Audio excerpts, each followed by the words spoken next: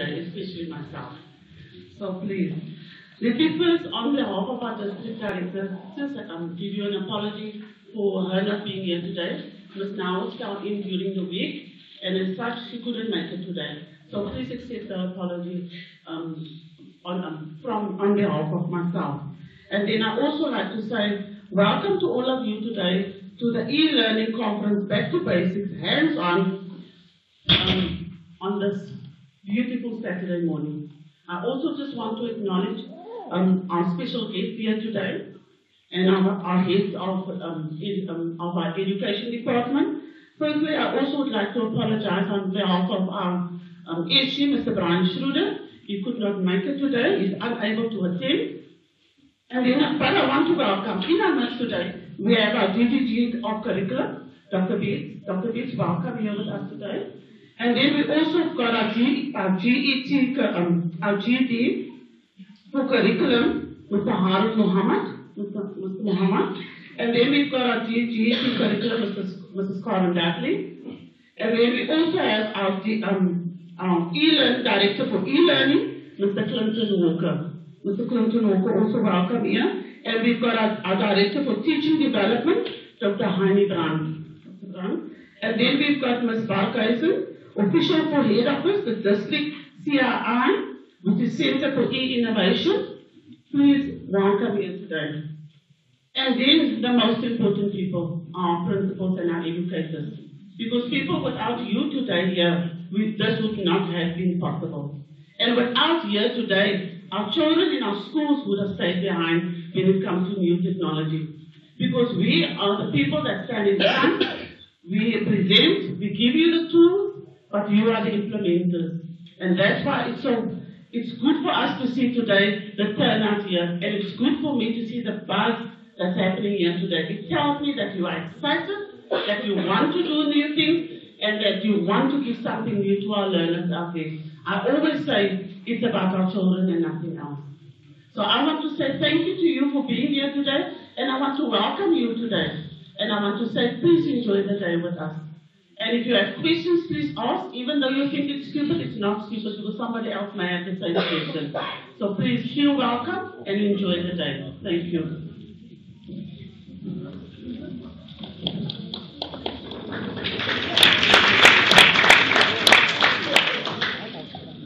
Thank you, Mrs. Robertson. As we move on to the next part of the program, I would like to call upon Mr. Stel Barkhuizen. Really a central goal. A central goal, yes. She's our Chief Education Specialist at Head Office in e-learning, and she will now introduce the panel but also the other speakers. Thank you. It's my privilege and honor to be here once again back to Central. Like Vanessa said, I'm a central girl, so I'm still central in your heart, I hope. I have to introduce the panel, and in the absence of Mr. Schroeder, I just want to say something about Dr. Beats. He's our shifting spanner curriculum expert. He started his career as a geography teacher, and then he moved up the ladder with a few senior positions at school, subject planner at head office.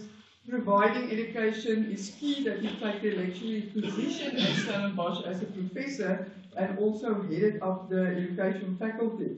We are pleased and fortunate to first have Doc as our Chief Director Curriculum and now as DDG Curriculum and Assessment, but today he is here as SG of WCD. So welcome, Dr. Beats.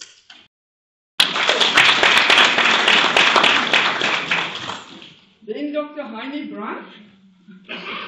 He also started his career as a post-level 1 teacher at Somerset Primary. He held positions of principals of 20 years in Falcon, the gymnasium at Eversdale. He also was a part-time lecturer at Stellenbosch, and he was the director of Metro North, and currently he holds a position as director of teacher professional development at head office. So welcome, Dr. Brian. And you can see I'm using my technology. Then, I almost said Dr. Walker. Mr. Walker also started as a teacher, as post-level 1 teacher, but then he embarked on 2 decades on implementing and piloted a number of e-learning related projects. He is currently the director of e-learning at head office, and he is spearheading the e-learning game changer at head office with the responsibility to lead this project. Welcome, Mr. Walker.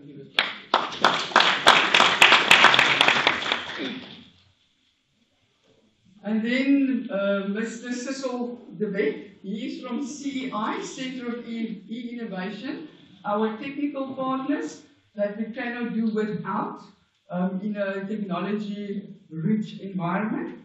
He started his professional career as a teacher in Manenberg and Athlone. Then he got interested in IT, and he started to study IT technician to get his qualifications. Then he was part of the Kenya project as a network technologist, and today he is acting services manager of Metro North and Metro Central. So welcome, Mr. De Wet. So colleagues, you can see all of them started as a post-level 1 teacher, but they never stopped with their academic career. So it is my honor to ask Dr. Dietz to come to the front. Thank you very much. Good morning, colleagues. Good morning to all of you. It's really a wonderful opportunity for me to meet my colleagues. Someone said to me the other day, I've been here at another function, and I just asked the teacher when she walked out, I asked her, how was today? And she said to me, no, it was during the marking. And it was a tough day. I could see on her face, she was telling me everything. And then she walked on and she turned back and she said, which day? You can speak a bit, but you know, at that moment I could see the frustration just coming out of me. She said, who is it? Jayman Allies, you know who it is. So, yes, I'm very careful nowadays to say who I am. But colleagues, rather, just let me rather say, I am a passionate teacher. I think my years in teaching help me to understand exactly the challenges and the realities that we face. But we can't focus on the challenges and the things that sometimes seems as problems that we won't be able to overcome. As teachers, and especially as principals, and you as the education leaders in this province, we have a very, very important task to do. And the task that we have is to stand proxy for every learner in our class. To sacrifice ourselves so that they can get something. That is our task. And to prepare them for a world that is not the same world that we experienced when we were in school. It's a much more demanding world. And that is why it is an honor for me this morning to say a few words to you. Because you are the people who can make it work. And that's why I would like to say, every one of you is not only a teacher. You are with us, the education leaders of this province. You lead this province. This province is in education because of what you do and the sacrifices that you are making. Let us do it unreservedly for our learners. I always say to people, the best investment that we can make is not an investment in terms of money in Sanlam and Old Mutual and Investec and whatever. Those things won't secure a good retirement. The best investment that we can make as an investment in those learners that sitting every day in front of in our classes, who are looking to us to prepare them for the leadership that they must take, because they will be the leaders when you and I retire one day. They will create the world that we will go into one day. And when we in chaos one day say, I was part of that. But when we have peace one day, we can also say, I've been part of that every day. College, we are living in fantastic times. Unusual times. I just said to my colleague here before the morning, I can still remember in my days as a teacher, on a Saturday workshop for teachers. I mean, you just see grumpy faces. But here I'm sitting and I haven't seen one person. People are smiling. They are excited. And this is the caliber of people that we have. The caliber of leaders. People are willing to walk the extra mile, to take up their cross and to walk, to sacrifice everything so that the other can be better. And that's important. We need to make sure, colleagues, the future of our country lies in your hands. We need to make it work. And that's why I would like to say, on behalf of the parents of this province, on behalf of every learner whose voice of thanks you will not hear, on behalf of us all, I would like to say to you, thank you for your sacrifice. You are the person who stands between the learner and preparation for the future. The French use a wonderful term in education, in their educational literature. They talk of the engagement. Now, what word do you think does that link to? Engagement.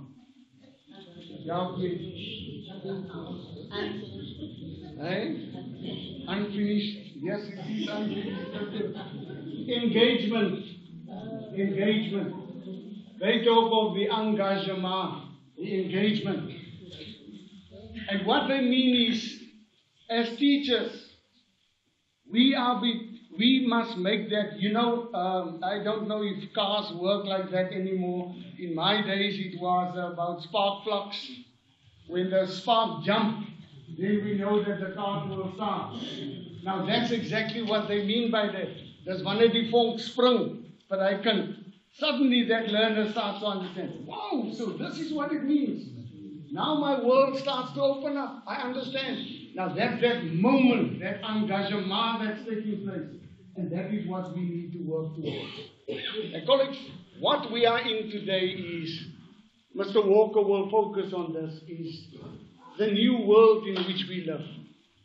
And how the technology that we have can help you to make that engagement moment happen in your class. It's challenging because we still need to remember the technology won't take your role as a teacher away. You still need to make that engagement moment come. And that is the challenge. And we need to work towards that. So colleagues, in closing, let us not forsake this and misuse this wonderful opportunity in which we are. Did you ever think how blessed you are to be in this position, to touch so many learners, to touch their futures? You are every day when you work with your learners, you are in fact touching the future, because they will create the future. Let us use that opportunity. It's a sacred thing. Teaching is a deeply sacred activity. It's sacred because you sacrifice yourself, what you have been given. You sacrifice that so that others can benefit from it. And that's why we always need to think, what is it that I give? Will that make others grow bigger and be prepared?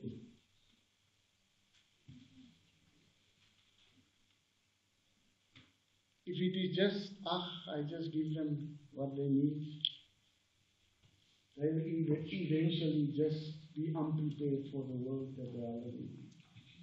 But if you walk that extra mile, and the integration of ICT, that is what we don't talk about a lot.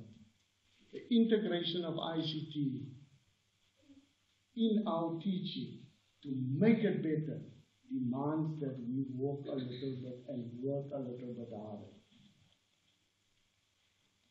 So let us not stop every day to use our candle as a teacher to light up the candles of others. And in the end, when your candle exists no more, then you can close your eyes in peace and know there are thousands of candles burning, but I kept the flame going. Everything of the best. Go well. I'm looking forward to see more smiling faces and also to come and visit you at your schools when you are. Let's carry on with our great work. Thank you for your I would also like to say in front of you, I would like to say to all my colleagues who are sitting here, who are working with us, thank you, colleagues, for the sacrifices that you are also making to be the support structures for our teachers and so on. We are all in the one job, and that is to educate our learners for the future that we have there. Thank you for your work, colleagues. Thank you, Dr. Beers. Colleagues, we have three presenters today. Mr. Walker, Dr. Brandt, and Mr. De Wet, in that order. The topic of the day is how far has the WCD gone to redefine learning spaces in schools in order to promote unambiguous learning. So Mr. Walker, you can come to the front. We are going to listen to the game changers / technology rolled out from you.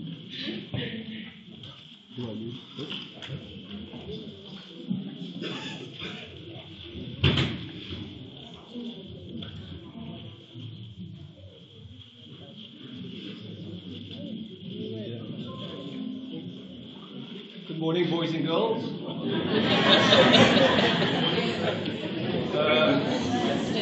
Please turn to page 99. Take out your homework. Does that sound familiar? Yes. So page 99 still exists, whether it is in digital form or printed form. I'm sure you still use much of the same terminology, which points us to the more things change, the more they often stay the same, the deep entrenched challenges that we have also there. I have been asked to have an engagement. Yes. So you may go. So my engagement this morning is to talk about where are we, but where are we going? And how did we arrive at where we are? Surely it is not just someone waking up one morning and deciding that this is a path that we need to follow. There must have been some consultation and a grander plan. So our theme for this year is values-driven learning, but that in itself is part of a campaign of valuing education and valuing our teachers. I have two apologies to make. One, I had dental surgery. It was extremely painful. And I still have a palate, so if I do lisp, please forgive me. That's one. And then the other is, how do you consolidate information to people? How do you do that? I think one of the ways is to present the same information in many different formats. And then you get that. That's advertising and marketing as well. There's also something which is called by repetition for consolidation. Now, I have done something repeatedly for 28 years. And today is my wedding anniversary. And I chose to spend it with you. So, there must be a starting footprint. And the starting footprint within WCD is our mandate. What are we here to do? It's more than just improving opportunities for learners, for children. This is Brian Schroeder speaking now. By improving access to quality education. That's the grand plan that we have. But you cannot improve if you don't provide access. And if you don't provide equal access. So our business is to create a base of quality. Whoever builds upon that quality, good for them. But we need to have a first stab at quality of equal opportunity. Irrespective of whether you find yourself in a farm rural school in Ceres or Wolseley, or in a leafy suburb elsewhere, or in the depth of a township, which seems as if you find it quite difficult even leaving the township to go to the beach for a day, whatever it may be. Equal opportunity can be provided, particularly if it is in a virtual environment. And that is part of our thrust and our goal. That's our mandate. Translated into a vision, obviously as an academic institution, improving learner performance. Kan jy tel van 1 tot 10 and then to 20 to 40, whatever the case may be? Do you progress in your knowledge acquisition and the way that you are able to apply that knowledge in your own life and contribute sensibly and meaningfully to society? Improved learner performance has the potential to open up your mind, to make you a more greater contributor to the world around you. And then in preparing you for the 21st century that we find ourselves in, which is now 18 years old already, isn't it? So it's not all that futuristic. I think it's a bit of catching up, where we place our learners in an environment. I just had a conversation this morning with Brenda, and she indicated that her children are studying, but she doesn't see any books. She comes into their rooms and she's frustrated because where are the notes against the wall? Where's your pages lying about and your little sticky notes? Mommy, it is there. It's there. Where? It is there. So they live in a different world. They're not necessarily linear in thinking. They have multiple resources and multiple images coming to them at the same time, which demands a different brain. So the way that our brains are wired at the moment sometimes inhibits more than facilitates. We are teachers because we're not necessarily in the world of the learners yet. That's our vision. Very briefly, revolutionizing education in Western Cape as a grand scheme to counteract poverty, discrimination, and crime. I just want to pause on that for a moment. My wife is a teacher. She'll be very proud of me. My wife is a teacher, and she indicates that very often learners use, a joker or a jack in a pack that you can use anywhere. They use swear words. They use profanity and blasphemy because they don't necessarily have the vocabulary to express themselves any better or differently. So what happens if you provide them with good education and you give them the opportunity of vocabulary? You bring down the manner in which they use that swear word, and they can use other words to express themselves. It reduces their level of frustration. It reduces the level of personal attacks on each other, because I can't express myself. Nou gaan ek vir jou so sê, baie dankie. As an example. So education has the potential to counteract all these ills that we're talking about. That's the general context in which we wish to place the ICT game changer in particular going forward, by providing this type of access and tools into the hands of learners, into the classroom, and not just into their social environment. Teachers are key. And that's why our teachers are here today. It's not just a matter of doing the things that we did yesterday and saying, maar het het gewerkt, why must we change it now? Surely, you also did banking yesterday and the year before and 10 years before that. But you did it differently today than what you did it then. Do you do online banking? Nee, ek is te bang, but there are many others that do. Do you go to an auto bank and think that that machine is going to swallow your hand? Maybe the first time you did, maybe the second time you did, and then you found out, but this is actually a magical machine. I put in this piece of card, and it prints out a piece of paper to say no funds available. So you've changed your habits, and you've arranged your life around not when the banking hours are open from 8 to 3, but knowing that there's opportunity for you to do it 24/7 if necessary, and almost at any place that you need to do so.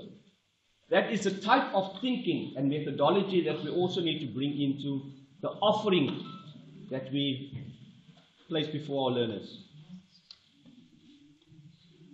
The hope is that it is a better world, but we have to approach it with caution. Different doesn't necessarily mean better, but we can make different equal better. And that is the challenge that we as teachers are sitting with. How can we embrace the new without throwing out all of the old, but ensuring that that which is new is not for the taste of newness, but it actually contributes to a better, deeper, clearer engagement.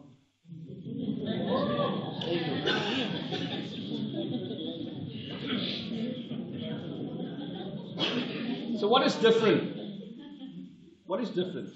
We've moved from writing in the sand, writing on walls in caves. We've moved to a real blackboard. Blackboard became greenboard. Greenboard became whiteboard. But it was pretty much the same. We used different colors on different boards. We used different boards with different colors. We used overhead projectors.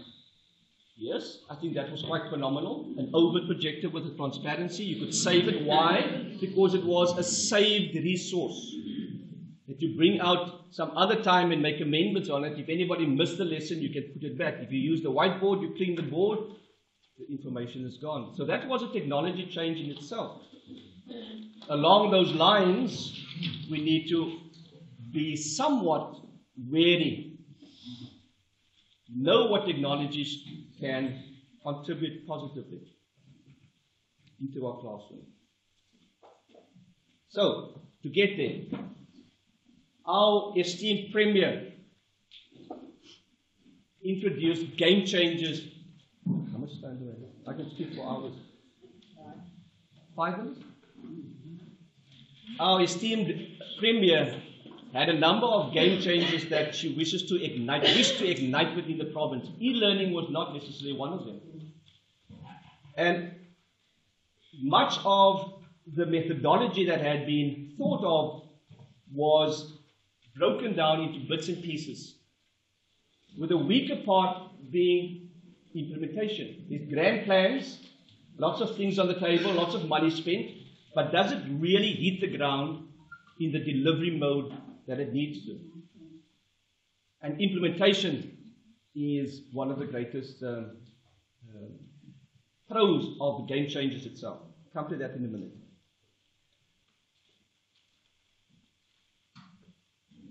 I think some of the methodology comes from what Nelson Mandela was indicating, that action, not just vision, but action, translating things into action. I want to be a doctor. How many kids do you face that say that? I want to be a lawyer. I want to be a doctor. And they're small little kids. But unless you can translate that into academics and into performance and into higher education, you will not be that which you had intended to be if you don't correlate that with action. So, deliverology was embraced by the Western Cape government. Deliverology is a methodology that points to delivery and the snapshotting of that delivery along the way of a project plan. So many of you may have seen or heard of this before already. but I am consolidating by repeating that which you know. So our Premier is very, very keen on result-focused, performance-driven delivery. To the extent that every 6 weeks, these gentlemen that sit in front of you need to report on that which they had promised will be done 6 weeks prior to that. Short targets.